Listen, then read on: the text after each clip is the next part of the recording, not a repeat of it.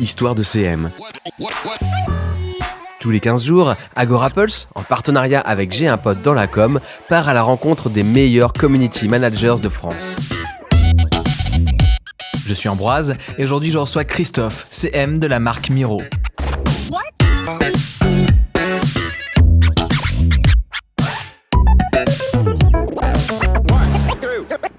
Salut Christophe. Salut Ambroise, salut à tous. Tu es passé par chez Vice, reconnu pour son identité éditoriale. C'est quasi 5 années passées chez ce média. Est-ce que ça te sert encore aujourd'hui ? Ouais, bien sûr, ça me sert parce que chez Vice, on nous a appris à ne pas être, on va dire, feignant dans la manière de relayer le contenu sur les réseaux sociaux. C'est-à-dire qu'on avait, Vice, c'est un média qui est assez connu pour avoir une ligne éditoriale assez provoque, un peu rock'n'roll, avec un ton assez tranché, et c'est ce qui nous était demandé de faire en fait quand on relayait les contenus sur les réseaux sociaux. Aller essayer de chercher le bon mot, la bonne vanne pour tout simplement générer le plus de trafic sur les articles. Et c'était un exercice assez différent de tout simplement copier-coller, tu vois, l'intro de ton article pour la poster sur Facebook tel quel. Donc c'est quelque chose qui, ça nous a bien entraîné à essayer d'aller générer le plus de réactions et de clics possibles sur nos posts, et ça c'est quelque chose qui m'est resté pas mal, ouais. Ouais, de se créer une identité en tant que community manager, d'avoir un vrai ton, quelque chose Absolument. d'assez peut-être même clivant. Ouais, absolument. Et le truc qui était intéressant, c'était si toi c'était pas quelque chose qui était naturel, on te forçait un petit peu à t'adapter au ton de ta publication, en tout cas du média.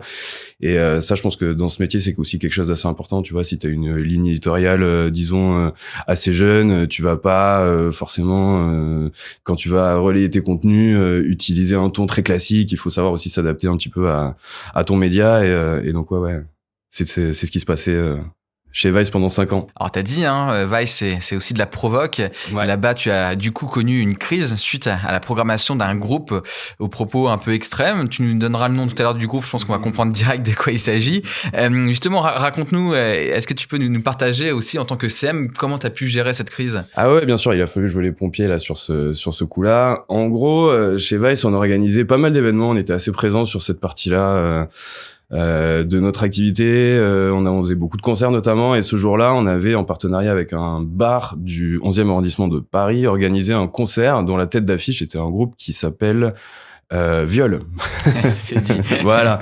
Donc là, je pense que tout le monde sait un petit peu où est-ce que cette histoire va se terminer, mais en gros, c'était un groupe de punk nantais qui venait spécialement à Paris pour l'occasion, et il se trouve que l'événement est tombé entre les mains de la mairie du 11e et d'associations féministes qui ont trouvé ça bizarre comme nom de groupe, on peut les comprendre, et qui ont été fouillés un petit peu dans la discographie du groupe pour y déterrer une de leurs premières chansons, qui était une chanson qui jouait plus du tout depuis une dizaine d'années, mais dont les paroles étaient assez crues. La chanson s'appelait Aussi Viol, voilà, tant qu'à faire, et c'était des paroles assez trash, donc sur le thème du viol.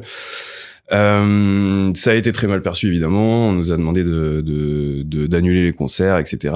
Et on s'est défendu, enfin pas vraiment défendu, on a surtout essayé de s'expliquer en donnant une interview du groupe qui lui expliquait que c'était pas du tout le propos, que justement ils avaient essayé de faire une chanson tellement dérangeante que ça allait dénoncer en fait tout simplement le viol, un peu à l'image du film Irréversible, tu vois, où t'as cette scène insoutenable avec Monica Bellucci qui se fait violer dans un tunnel et qui te donne pas du tout envie enfin tu vois, plus envie de vomir qu'autre chose. Et donc c'était un peu les propos de la chanson, mais c'est une explication qui a pas convaincu ni la mairie ni les assos.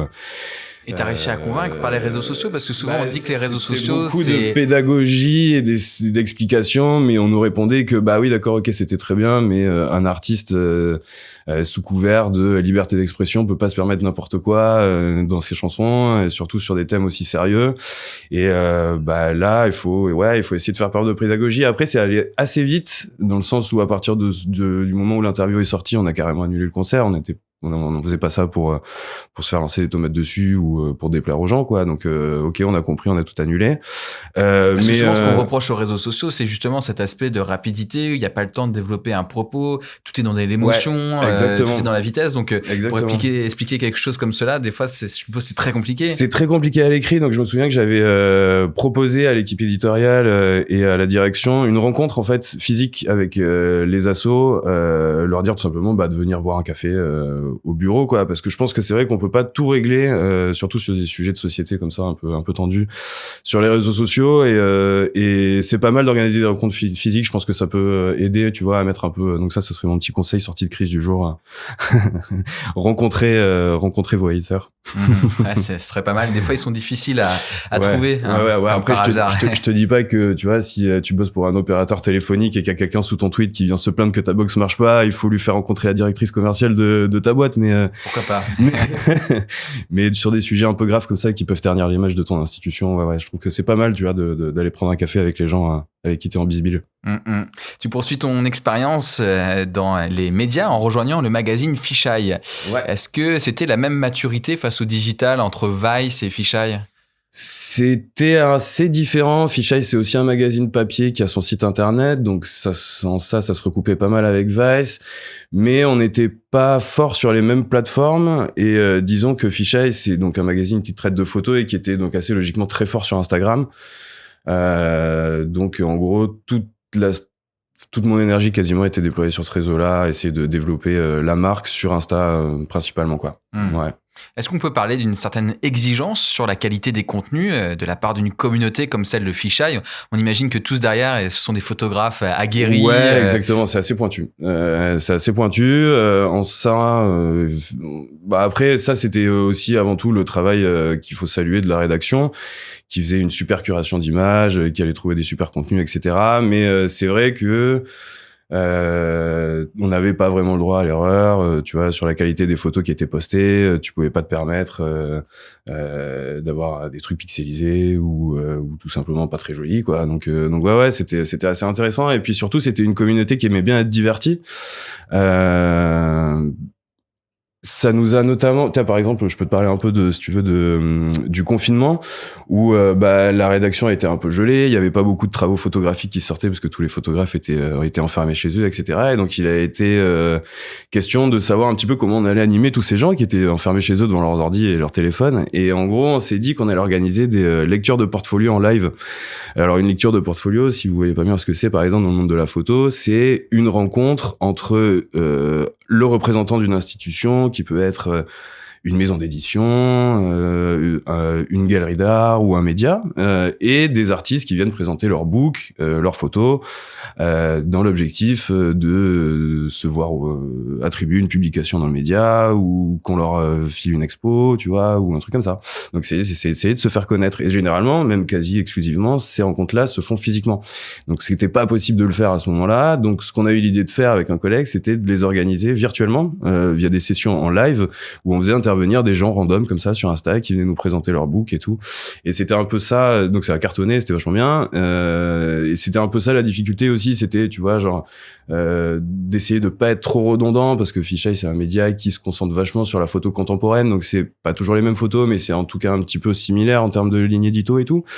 Et donc essayer de trouver comme ça des petites passerelles pour parler différemment de ce qu'on sait. C'était intéressant. En 3 ans là-bas, comment tu synthétiserais le travail que tu as accompli pour eux ?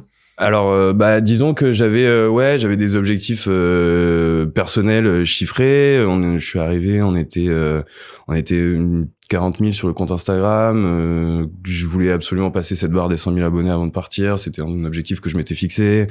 Et puis aussi travailler vachement sur l'engagement, essayer de fédérer une communauté qui est pas forcément celle qui va interagir le plus autour de nos contenus. Et ça, je trouve que via toutes les petites actions qu'on a pu mettre en place, notamment en faisant intervenir des photographes, en essayant de faire un peu la part belle à l'humain, d'essayer de montrer un petit peu des visages des photographes derrière les photos, essayer de refléter un petit peu cette part d'humanité dans les artistes. C'est quelque chose qu'on a réussi à mettre en place petit à petit et dont je suis content, ouais. Pourquoi avoir quitté le monde des médias pour intégrer une plateforme qui est Miro, ton expérience actuelle, ton poste actuel ? C'est une opportunité qui s'est présentée, que j'ai saisie. J'avais l'impression d'avoir un petit peu fait le tour chez Fisheye et puis aussi peut-être au sein des rédactions. Je voulais voir autre chose. Miro, c'est vrai que c'est une start-up, c'est un plus gros groupe. J'ai toujours bossé dans des structures de 30, 50 personnes. Là, on est plus de 200 rien qu'à Paris.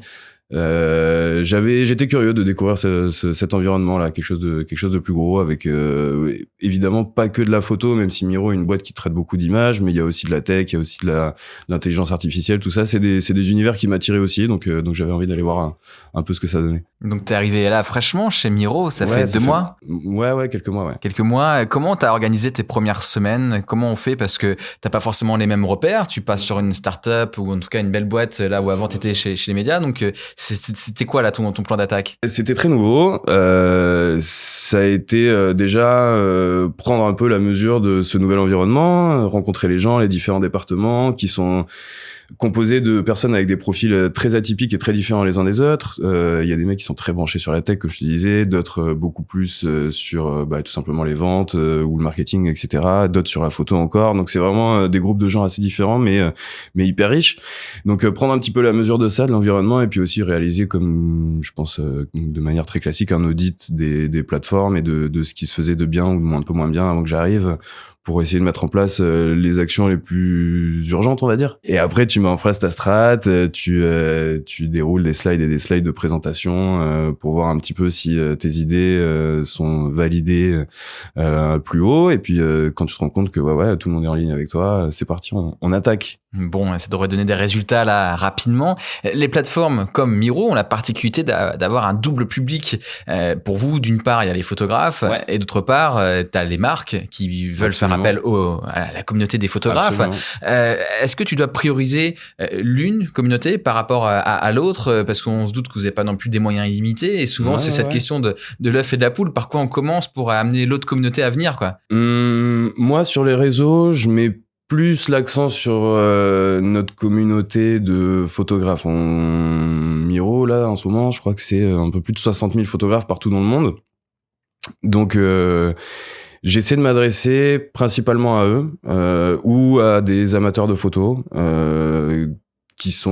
qui peuvent être des photographes Miro ou pas d'ailleurs, pour essayer de leur filer, de leur montrer des exemples de travaux que moi j'apprécie, pour essayer de leur faire passer des tutos ou ce genre de trucs. Plus que les marques, parce que en tout cas, la façon dont on est organisé chez Miro, c'est pas forcément moi mon taf d'aller chercher des clients. Tu vois, on a des régies pour ça. Moi, sur les réseaux, c'est plus de l'entertainment, de communauté de photographes. Donc du coup, là, t'as retrouvé tes repères de Fisheye un peu? Complètement. ouais, complètement. Le vocable. C'est pas les mêmes contenus, parce qu'on met pas en avant les mêmes artistes. Fisheye défend une photo d'auteur vraiment. Tu vois, des photographes que tu vas retrouver dans des galeries d'art. Chez Miro, c'est des photographes pros, mais on fait aussi et surtout beaucoup de photographie commerciale, tu vois, on va shooter beaucoup d'appartements, on fait beaucoup de food photographie, ce genre de trucs. Donc c'est vraiment des domaines de photos très différentes, mais oui, j'ai retrouvé un peu mes repères sans problème. Pour terminer cet entretien, est-ce que tu dirais que c'est important de se spécialiser? Comme toi, là, tu es en train de, on va dire, être concentré sur la photo. Est-ce que tu dis que chaque community manager devrait avoir cette spécialité, ce supplément d'âme? Peut-être, c'est vrai que ça peut servir. Après, si vous vous épanouissez dans un domaine, faut y rester, faut foncer, mais je sais pas, peut-être si je devais donner un conseil à un jeune là qui sort de l'école, ça serait plutôt que de se spécialiser dans un domaine, ça serait peut-être l'inverse, ça serait de lui dire essaie d'aller choper quelques skills de montage vidéo, essaie d'avoir une petite expérience au sein d'une rédaction pour peaufiner ta plume, tu vois, dans tout ce qui est InDesign, tous ces trucs-là, parce que en tout cas, moi, je sais qu'aujourd'hui, je suis un rang de manager maintenant, parce que je commence à avoir un peu de bouteilles dans ce métier après 10 ans d'expérience. Et je cherche, quand on recrute des juniors, des profils comme ça, avec un peu couteau suisse, c'est malheureux, mais c'est aujourd'hui juste mettre sur ton CV que t'as une expérience, t'as une bonne connaissance des réseaux sociaux, c'est bien, mais c'est peut-être pas suffisant.